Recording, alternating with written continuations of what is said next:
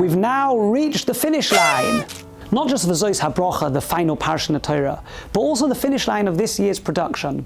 Over the past year, we've brought you a weekly video starting all the way back at Parshas and ending here with Vezos Habracha. And sadly, for now, this project is going to finish, hopefully maybe to resume again in the near future. But I want to take the opportunity to thank the Rav Foundation for their generous support to make this project happen.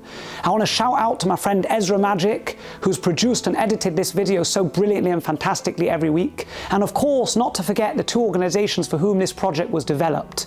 My amazing Kehillah Kal Hasidim in Amsterdam, the most vibrant young family shul in Amsterdam, and Koil Rabbon and Rabbeinu Tzvi Ashkenazi, the only full-day koil in the entire Netherlands, through whom the light of Torah shines out across the country. If you'd like to be involved in either of these organizations or to help contribute towards the upkeep of these organizations, you can be in touch with me at the email address below, or you can find both the organizations at their websites online. But for now, let me end with a very short but extremely powerful idea for you.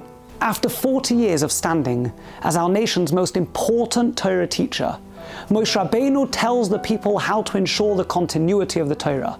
He says, Torah tziva lanu Moshe moirosha kelas Yaakov. This Torah that I, Moshe, have commanded you on behalf of Hashem is a moirosha to kehilas Yaakov. Now, as we mentioned so many weeks ago in the first parsha clip in Bereshis, words are often mistranslated. In this case, people often say that moirosha means an inheritance. But moirosha does not mean an inheritance. Yerusha is an inheritance. In fact, the Mishnah in Ova says that the Torah shouldn't be viewed as an inheritance that just comes to someone without any effort. So what then does moirosha mean? Moirosha means a bequest. Now that's a nice English word, but what's the difference between an inheritance and a bequest? An inheritance, as we mentioned, is something that just comes. A person passes away and a family member becomes the lucky recipient of something nice. A bequest is something that stays in a family, but it has to be given over from one generation to the next. In order to give it over, each generation needs to guard it. So moirosha means something that's precious, that needs to be guarded, that needs to be looked after. It needs to be kept safe and clean and pure in order to be able to hand it on to the next generation afterwards, specifically if it's an item of value. That, Moshe Rabbeinu says, is the Torah. It's not a Yerusha, it's a moirosha. It's a bequest to be given over.